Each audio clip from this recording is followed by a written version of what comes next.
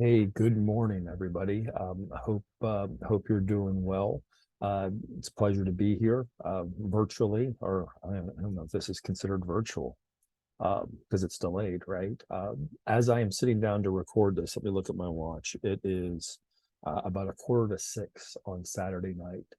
Um, Full transparency, I have spent a decent part of the day yesterday. I said, I've got to find myself this wonderful place where I can record a video and it's going to have this great background. And I found a lot of places that had really great backgrounds. They just also had an awful lot of noise, and I was afraid that there'd be too many interruptions for that. Full transparency, you may have just heard my cell phone go off. There's breaking news in my family right now. My cousin Alicia and her husband Randy apparently just earlier today gave birth to their second child, and so there's a lot of excitement, and so there's some buzzing and dinging and whatnot happening through text message right now. So anyway, that's where we are. Let's go ahead and get started. I'll start out with core values, and I don't have the same setup that I did here last week when I recorded, so I am not going to be sharing the screen. I believe you may have a whiteboard in there, and if somebody wants to, make notes on the whiteboard, that's fine. I leave that completely up to I leave that completely up to however you want to handle that locally. Uh, but as we typically do, let's start off with core values, right? And we have talked for a long time about Jesus has the core value of people. He was always valuing people, he was adding value to people. And I think that's something that's very important for us to just take a moment and remind ourselves of on a regular basis. At Concord Community Church, we have 8 core values. Those core values are the Bible, worship, prayer, community, relevancy, outreach, service, and stewardship. And then we've always talked about how whenever we get into different groups of people, every group of people has their own values, right? And within our little group of people, we have the core value of timeliness and the core value of growth. So I just want to review those here and put those back on the table once again as we get started this week. Just some feedback that I got whenever I recorded a lesson a few weeks ago is that it felt like I was not looking at the camera, that I was like looking up or down or whatever, and that was true. So I have a really interesting setup here. I've got books. I have books that are stacked up. I have my laptop sitting on top of the books. I am sitting in a really fancy, easy chair here in the hotel room, and I feel like I'm really sunk down. And I really feel like if I'm going to reach my keyboard, I'm going to have to be like reaching up like this to do it. Now that's an exaggeration, of course, but that's where we are. Um, I just it's going. I don't know that I can navigate the some of the different things that I would have normally liked to have done. So that's where we are. But let's get in. Let's get into just a couple bit of logistics here. Probably the biggest thing that I want to make sure you have on your radar is Church in the Park at the end of this month. I believe it's the 28th of May is going to be Church in the Park. Um, there will be no Bible classes that day per se. As I shared with you before, I think when we did this last year, I just did a little one-off lesson in a pavilion somewhere off to the side a little bit earlier. So just stay tuned for that. If that works out, we'll find a pavilion and we can meet there at some point before services start and go from there. But I believe services are scheduled for 11 a.m.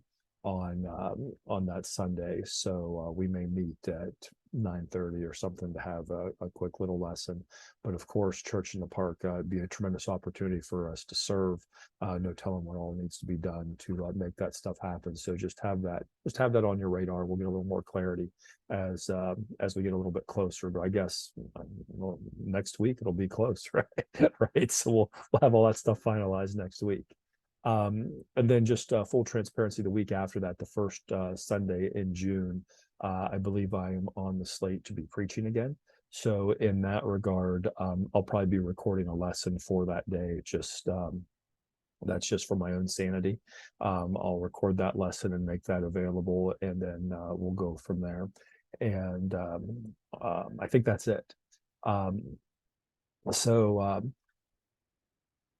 we'll go ahead and get into the lesson. And I would tell you that over the last several days, I was challenged with the thought, and it's really interesting. You get away from home, you get yourself in a different environment, and you observe different things, right? Well, I something that stuck out to me just over the last day or so was we often talk about how Jesus values people as we go through our core values. And the thought that I was challenged with is that consistency is a way of showing you value people. And I was thinking about that in terms of how we meet, right? Even if something stands in the way because we value each other, we try to figure out a way to meet, right? So whether it's church in the park, whether it's, on the way, whatever it turns out to be. So I just want to start out this morning, and I want to say thank you. I want to thank you for making the time to meet, even when things are a little bit sideways to how they quote unquote normally or traditionally are.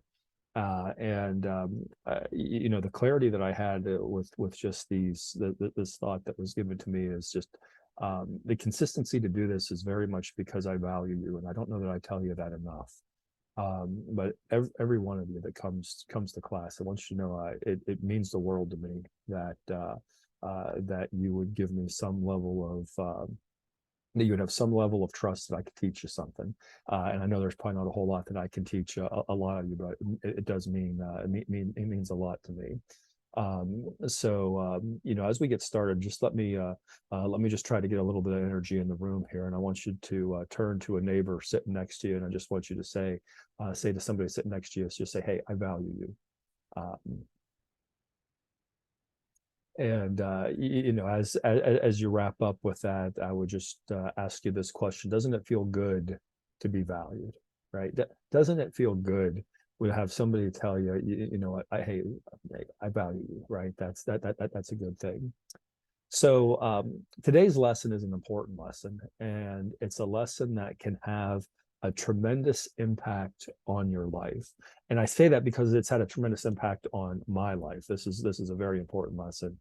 We're going to be looking at a leadership law again, but like all the other laws that we've looked at, they only work when they're applied, right? Whenever we ignore them or we don't practice them, we don't get the value out of them, right?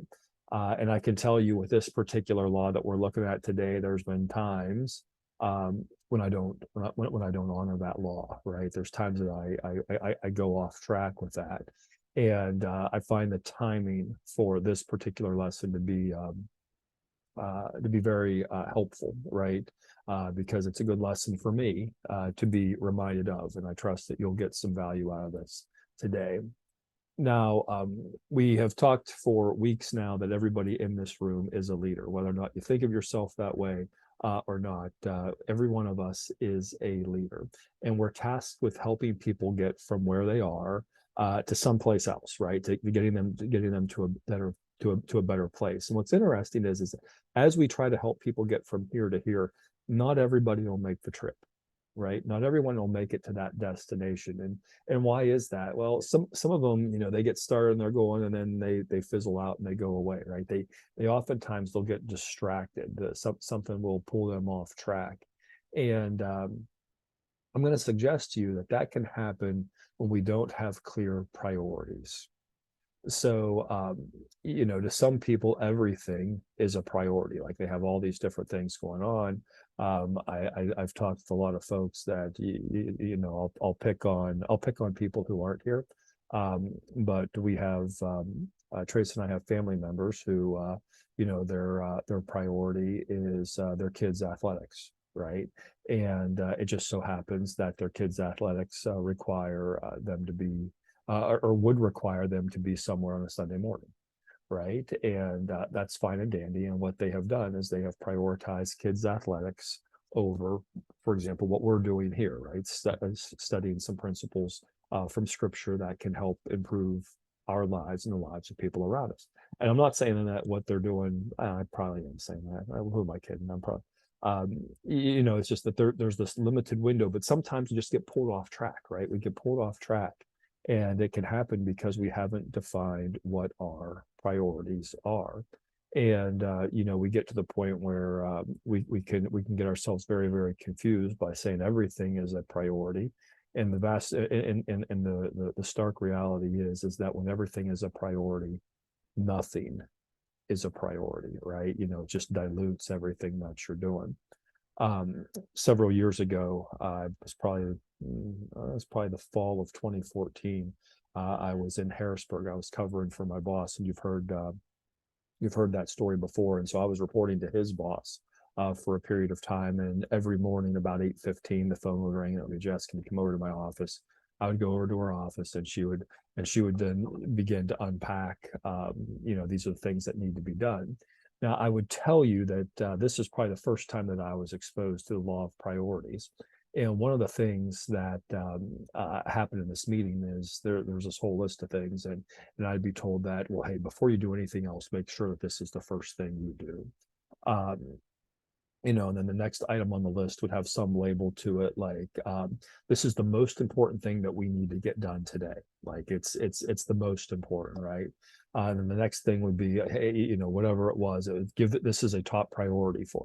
And I remember as we were going through this, I remember one time just starting to laugh, and my laughter was received with a very puzzled look, like, what are you laughing at? And I said, well, are all these things really A1 priorities? Like, one of them has to be more than, you have to rank them somehow, right? So you've told me before anything else, you've told me this is the top thing of the day, or that this is the top priority.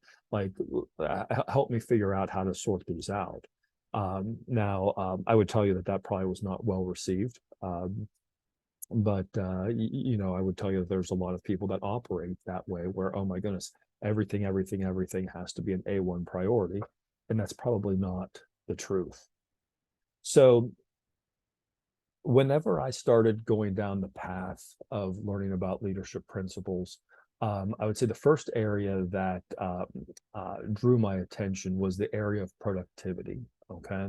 I think I was introduced to this idea. Somebody said, hey, Jess, you can shave 10 hours off of your work week. And I thought, that sounds fantastic. I would love to shave 10 hours off of my work week. And, he gave me that mentor gave me a number of tips and tricks to help me navigate and do that a little bit different. And I would tell you that in the productivity wing of leadership, there's a whole separate industry there, right? There's people that have calendars, there's people that have books, there's people that have apps, there's people that have different systems. You name it, it's probably there. And I'm going to tell you that there's a lot of stuff there that is really, really good stuff. Now, I would tell you that as I've tried it, some of the stuff works better for me than others, and so I've had to learn my way through all that. But as we're studying the laws of leadership, the law that we're going to look at today is one that really, really resonated with me. And today's law is called the law of priorities. And the law of priorities reads, leaders understand that activity is not necessarily accomplishment. Leaders understand that activity is not necessarily accomplishment. Let me see if I can do this. I might be able to do this. Hold on just a second. I'm going to throw this up on the screen. Or at least I'm going to try to throw it up on the screen. Make it big enough. And hopefully this works all right. But here you have the law of priorities, that leaders understand that activity is not necessarily accomplishment. Now, allow me to add to this just a little bit, and I'm going to say that good leaders understand that activity is not necessarily accomplishment.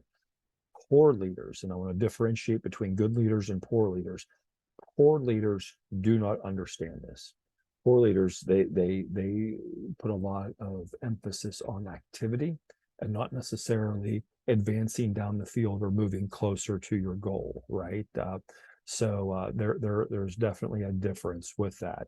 And I would tell you that there are many in the world today, and you probably know some of these folks, um, who have made an idol of sorts of this idea of busyness. When you talk with people, you say, "Hey, what do you have going on?" It's like, "Oh my goodness, I'm so busy, right? I got so much stuff going on. I don't have enough time in the day to do all the things that I need to do." And there's some people essentially that try to brag about all the things they have to do, right? And you and I probably know some of those folks. You and I may have actually been those folks. You and I may be those folks right now, right? And I want to challenge you today to consider turning that on its head. I want to challenge you to consider just take a moment, and I want to challenge you to say, maybe I need to look at some different way to approach this idea of busyness. Because just because you have something to do doesn't necessarily mean that something needs to be done. Or it may not need to be done by you. It may not need to be done by you. Now, there's absolutely things that need done that you shouldn't do.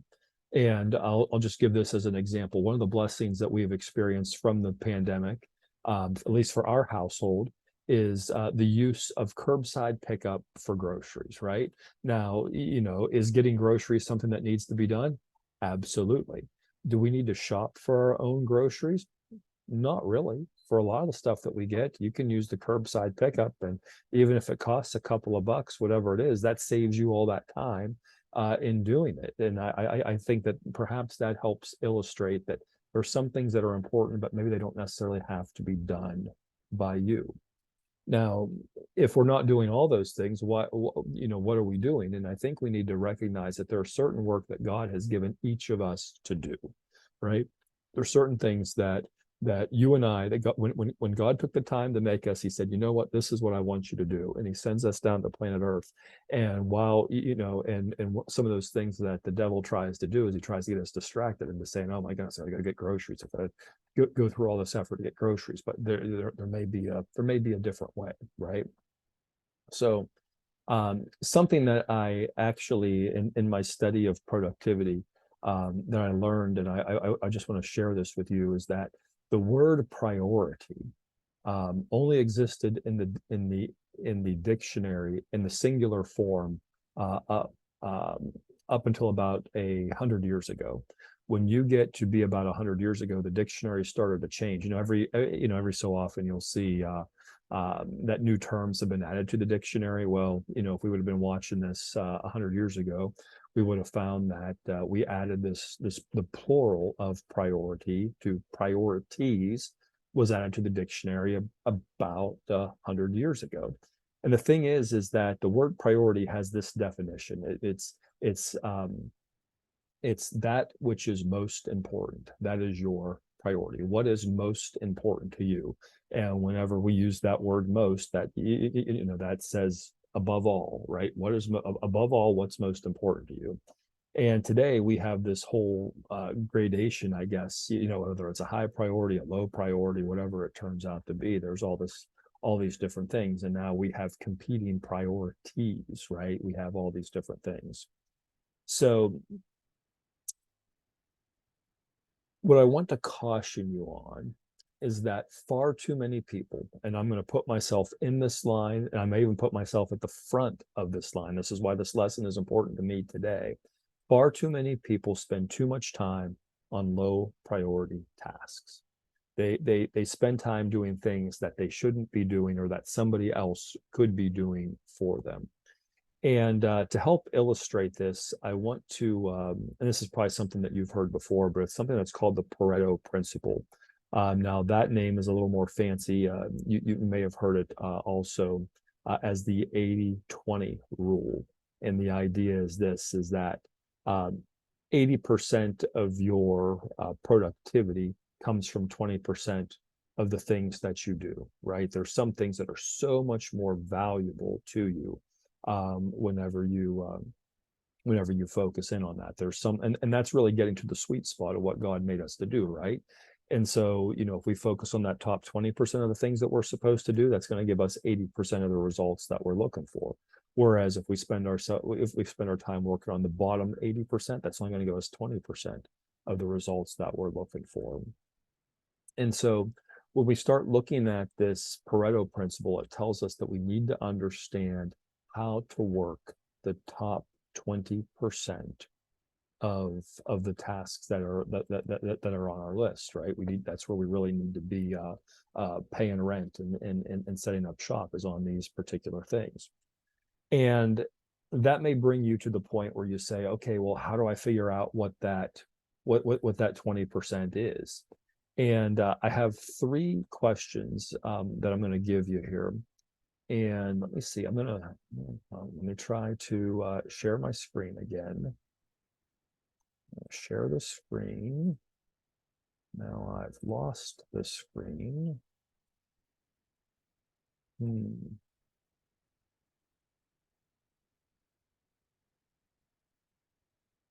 Bear with me. I'm going to get it figured out. We're going to we'll get this figured out. So we're going to come back. You see my law of priorities here. I'm going to move down the screen here a little ways. And I'm going to put the first question that you can ask is that the first question you need to ask is, what is required of me, right? What are the things that I have to do, right? That's the first question that we need to ask is, what are some of the jobs that you and only you can do, right? And we all have some, right? There's some jobs that you and only you can do. There's some jobs that me and only I can do, whatever the right grammar is there. So you need to ask yourself, what are the things that I have to do? Now, the second question that you need to ask is this, and the second question is, what gives me the greatest return, right? And really, this is a question about production, and it's around, what are you good at? What are those things that that you're really, really good at? Because that's where you should be spending time, right? There's some people who they think that they like the game of golf, right? I'm picking on golf. I've only gone golfing a couple of times. However, I will tell you that on this little trip, we did do some miniature golfing, and I made 4 other people in my family look bad. Like I was having a really good day. But the thing is that, is that the greatest return? Is that something is it something that you're good at? Is it something that you enjoy? And it may not be. So there's some things you have to do, and there's some things that you're naturally good at. Some people are good at singing, other people aren't, right? That's part of that was part of the fun of American Idol, right? You'd watch some of these people come in audition and they weren't very good. There's some people that like to do it, but they may not be very good at it. And so one of the questions that we need to ask is, well, what am I good at? And then the last question that we need to ask ourselves is, what gives you the greatest reward, right? So there's some things that you can be good at, but maybe you may not necessarily enjoy it, right? There's some things that you may have some inclination for, but you know what, it may not be something that you really enjoy. And this is really a question about how engaged are you with this particular thing, because the fact of the matter is that if you don't like it, you're not going to stick with it long term. Now, I would tell you that you need people around you that will enable you to stick with your priorities. And we do this through practicing the law of empowerment, right? We need to give away certain tasks. We need to delegate and give authority for people to do that. And ideally we want to be delegating those tasks to people who are working in their strengths areas, right? That don't, as we look at those 3 questions, when we give them those questions, they would say, oh my goodness, I love doing that. And I just want to remind you that there's some things and you know this, whether or not you've thought about it or not. You know that there's some people out there who you may call weird, right? There's people that like doing something that you have no idea why on earth they would like doing that, right? It's bizarre to you that you would find yourself, that you would find themselves. And so, just to give an example, Trace and I are, well, we're not pet people, but we're really not even plant people, right? We struggle with that. Now, the idea of plants is, we don't have a negative opinion of plants or anything like that, but we're just not really good at growing them, right? And so a year ago, we have Jess getting ready to graduate, and Trace made some comment like, "Oh, I'm going to have to get flowers planted or whatever." Trace had a good friend that said, "Oh my goodness, I love playing in dirt," right? And to Trace, that's like a completely foreign concept. Like, who on earth would want to go out and plant flowers and play in dirt? Some people do, right? And that's and we just need to understand that, right? God wired us all in a special way, and some of us He gave certain interests and gifts and talents, and we just need to be aware of that. So you need people around you that you're going to be able to empower, and whenever you give that stuff away, it allows you to put more focus on those things that you need to be doing, to put your effort into those things that you and only you should be doing. So I am on. I'm hiding out down here in Florida, and I do not have my analog Bible, as Pastor John likes to call it. I do have my digital on my phone, and so I'm going to draw your attention to the Gospel of Luke, chapter 19, verse 10, and Luke 19, verse 10, and it just it reads, "For the Son of Man came to seek and to save the lost." Right? This is Jesus speaking, and what's He doing? He is giving us His priority. He's saying, "Hey, most important thing that I came to do is to seek and to save the lost." And I think that's interesting, especially Pastor John recently did a series on the lost parables of Jesus, right? And you can find those in the Gospel of Luke, chapter 15, if you want to go back and look at it. But those parables illustrated this priority: is Jesus coming to seek and to save the lost. Now, the law of priorities reminds us that it is not how hard you work, it's how smart you work, right?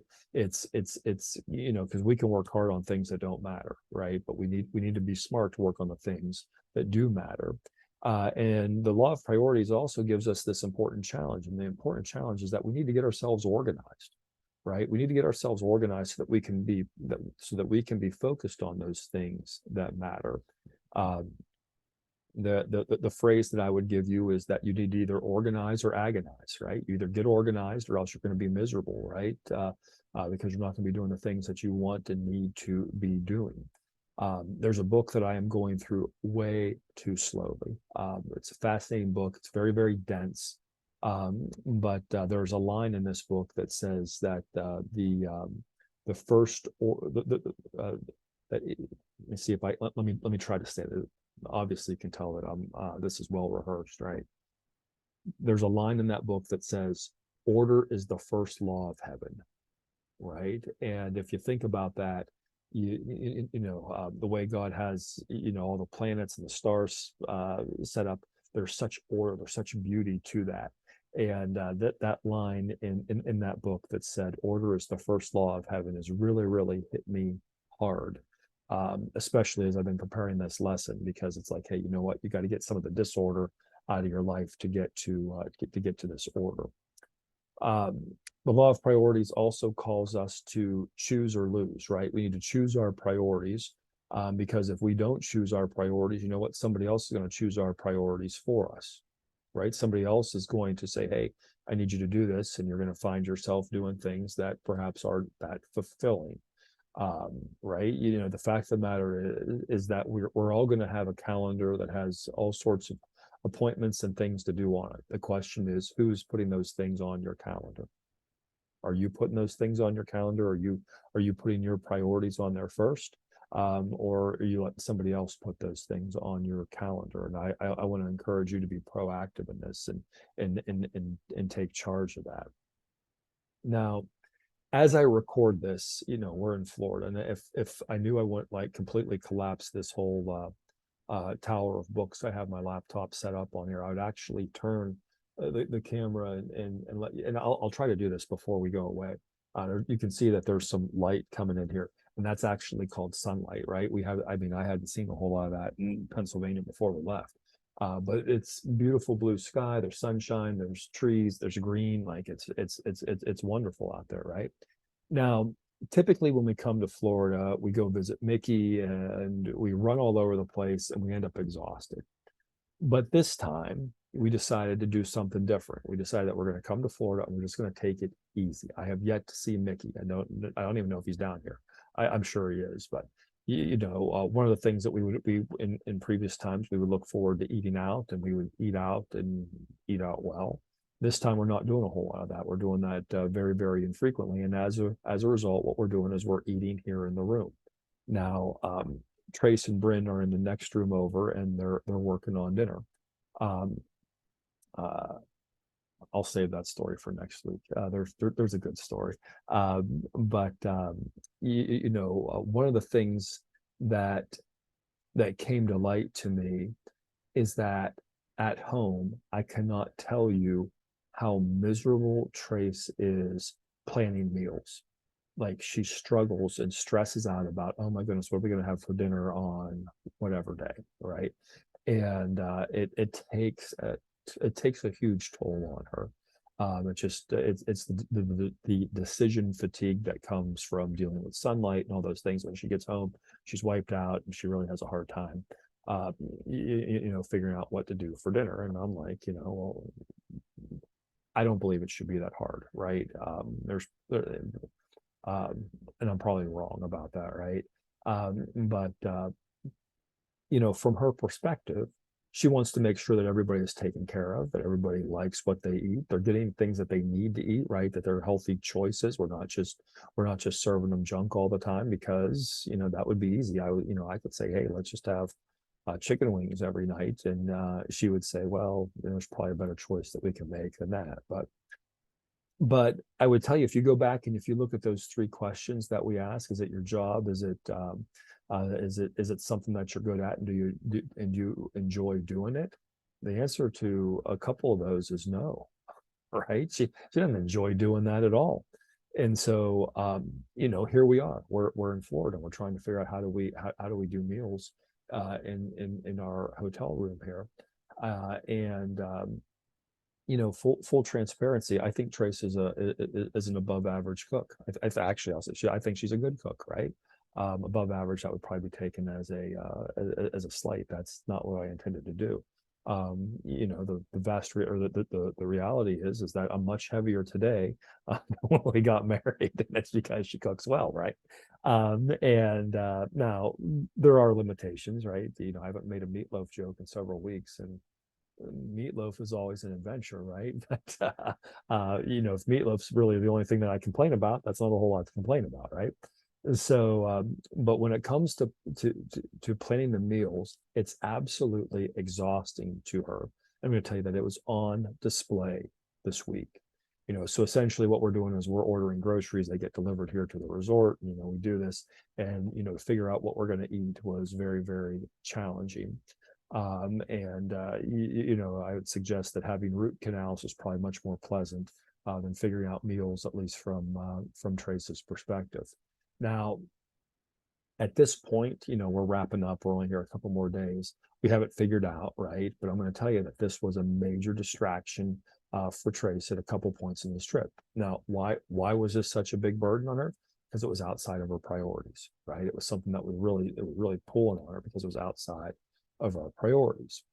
And so I share that with you because there's a very practical lesson that we all need to know, right? And the lesson is very simply this: we all need to clean out our closet, right? We all have some closets, whether it's a bedroom, a spare bedroom, coat closet, wherever. We have a couple of closets that just collect stuff, right? We need to continually clean out our closets, because Otherwise, the closet's just going to end up full of clothes that don't fit, right? Or you're going to fill up, they're going to fill up with clothes that are out of season, or clothes that we don't plan on wearing again. So we need to sort of take that as an analogy to say that we need to regularly look at what our priorities are and ask if those priorities are still serving us, right? There's some priorities that will serve us for a season, and then at some point, it may be time to upgrade those priorities. For me, whenever I was a teenager, my priorities were playing basketball and playing video games, right? I think life wasn't much better than that, right? To do those things.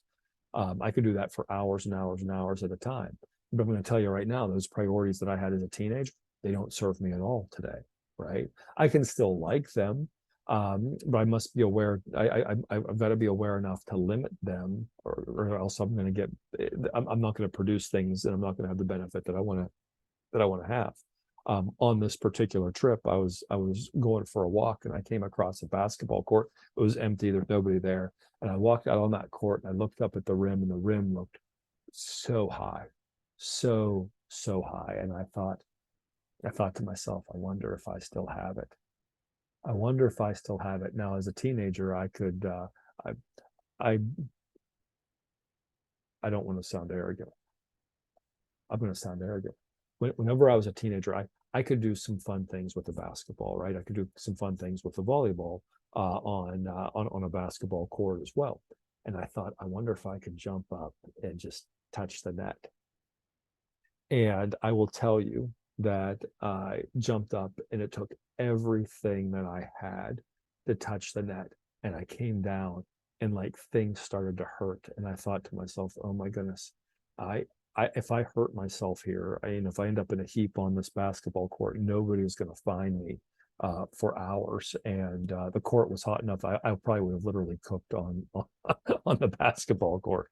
But if I'd have been out there, I'd have been playing in an area that wasn't my priority.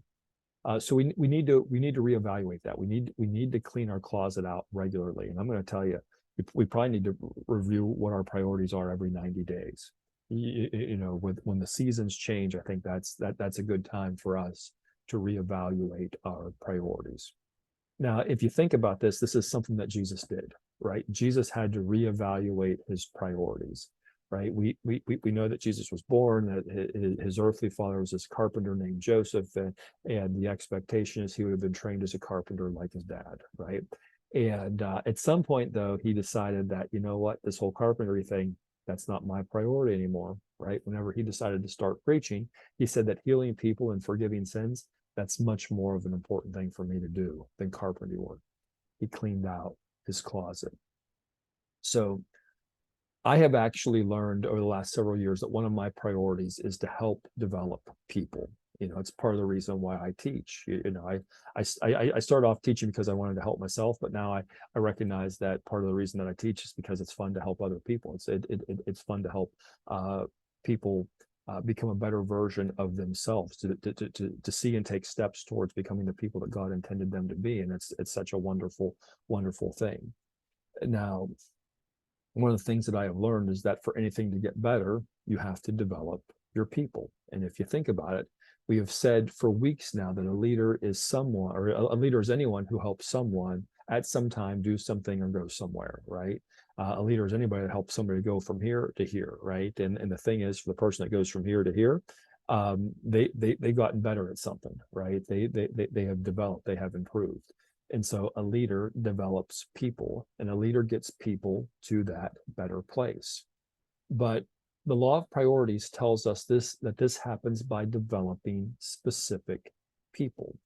You don't develop everyone the same, right? It goes back to the Pareto principle. You need to prioritize the top 20% and work on them, because when you're developing people, when you work on that top 20%, you're going to get 80% of your results. You're going to get 80% of the benefits.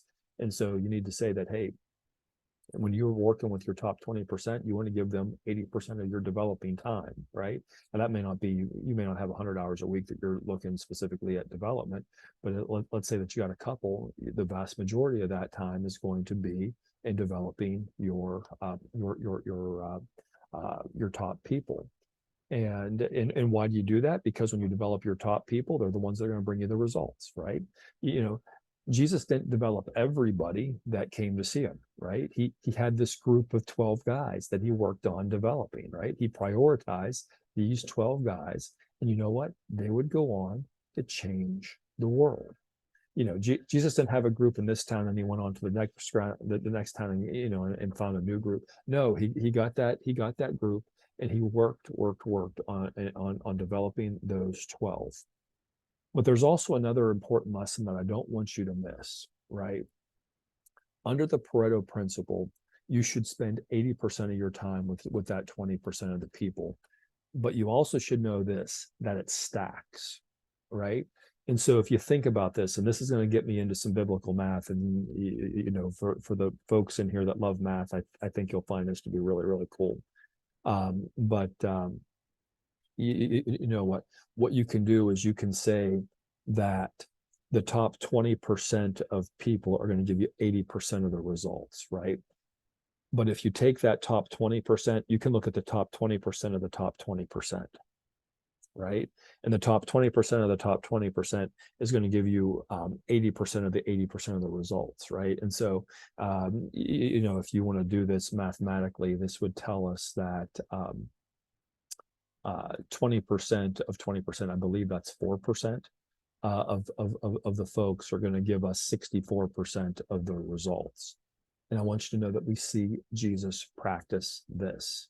And this is a variation, this piggybacks on to when we talked about the law of the inner circle a few weeks ago. Very, very important law. And just as a reminder, that law said that a leader's potential is determined by those closest to him. Jesus had the 12, but he also had the 3, right? He had this special group that he pulled out. And granted, that's 3 is 25%, but I think you get it here, right? He had Peter, James, and John, right? He had this special, he had the subgroup, this very focused group that he did extra stuff with. And you know what? Those are the guys that would go on and they would change history. Right? We you know, John wrote multiple books in the New Testament. Peter did all sorts of things, right? That we see that Jesus practiced this Pareto principle even within his focus group. So I want to get into just a little bit of scripture as we look to wrap up here. I've got a couple of things, so I will ask that if you would like to turn with me to the Gospel of Mark, chapter 1. We're going to look at verses 32 through 38. Mark 1, 32 through 38. It says, that evening after sunset, the people brought to Jesus all the sick and demon-possessed.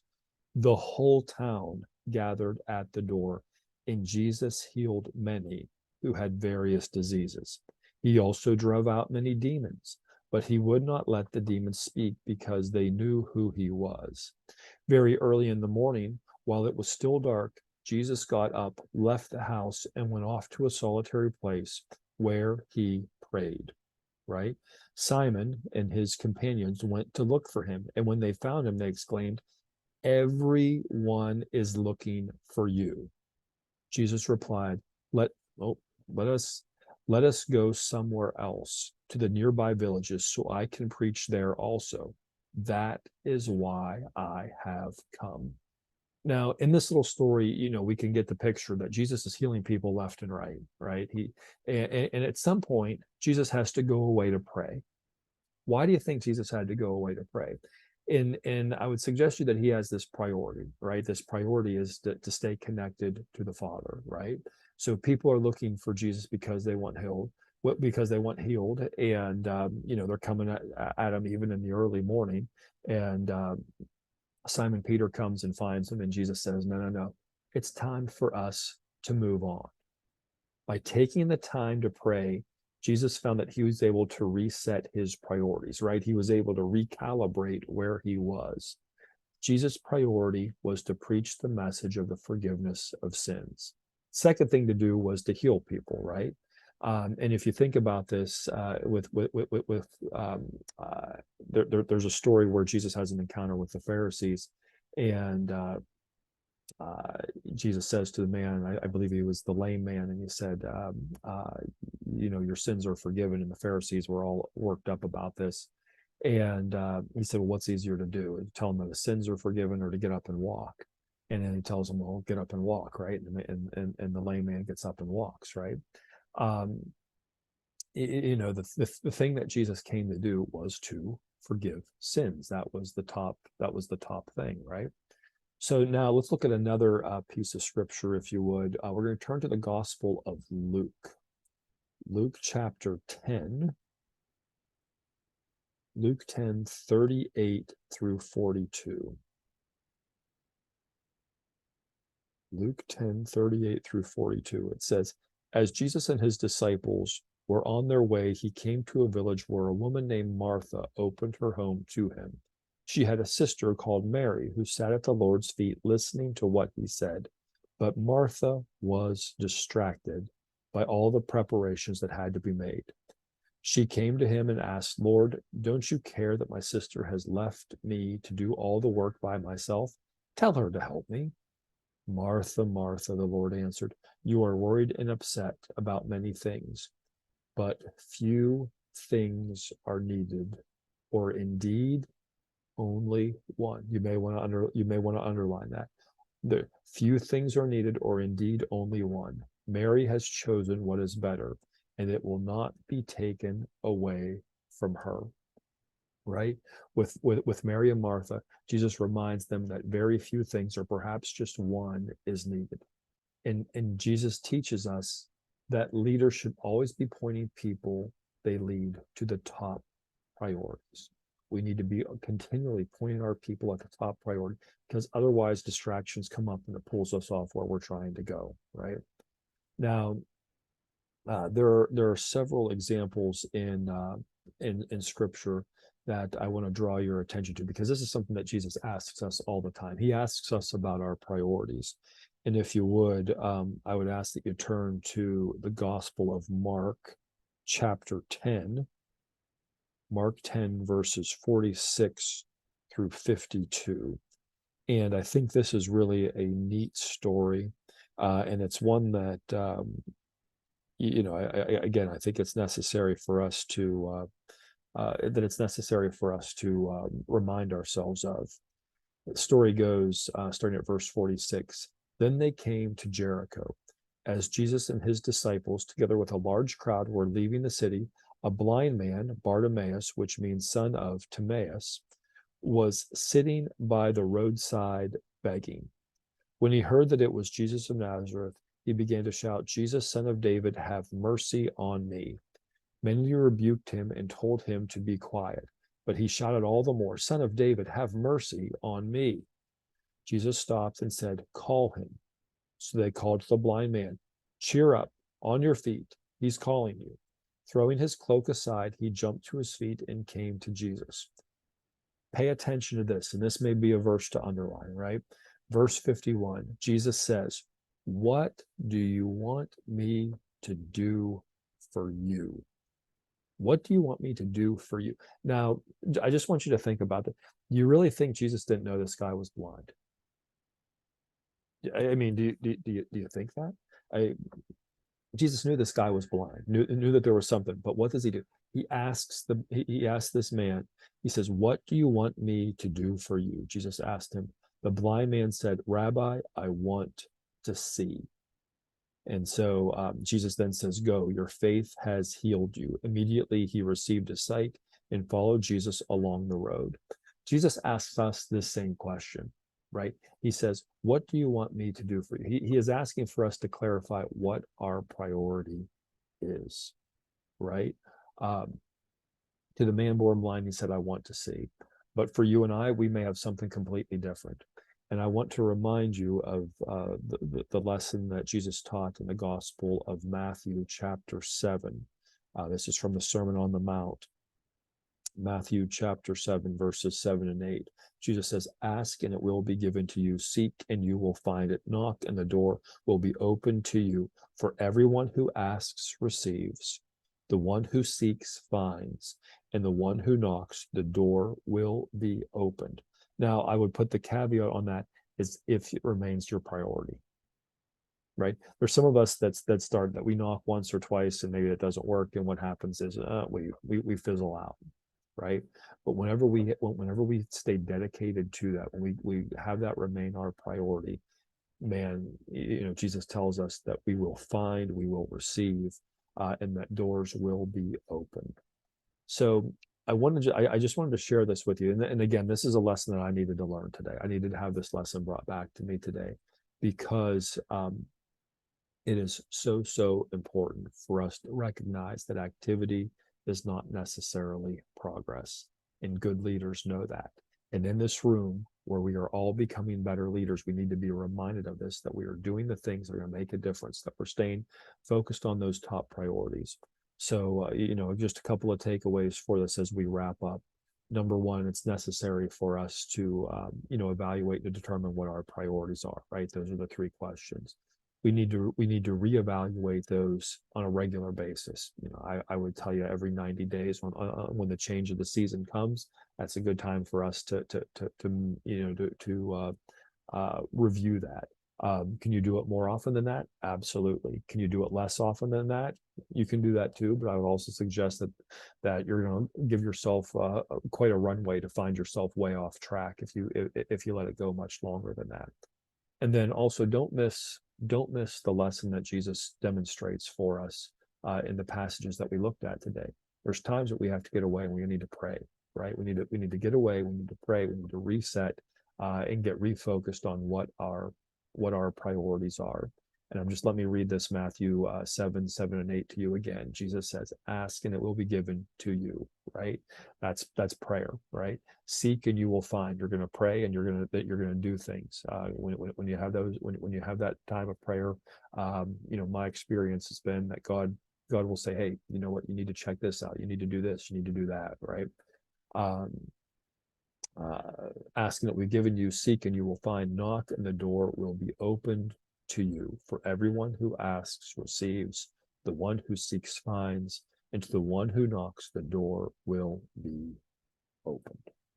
So that's going to conclude what I have prepared for you today. I'll just leave you with the three letters, ACT, right?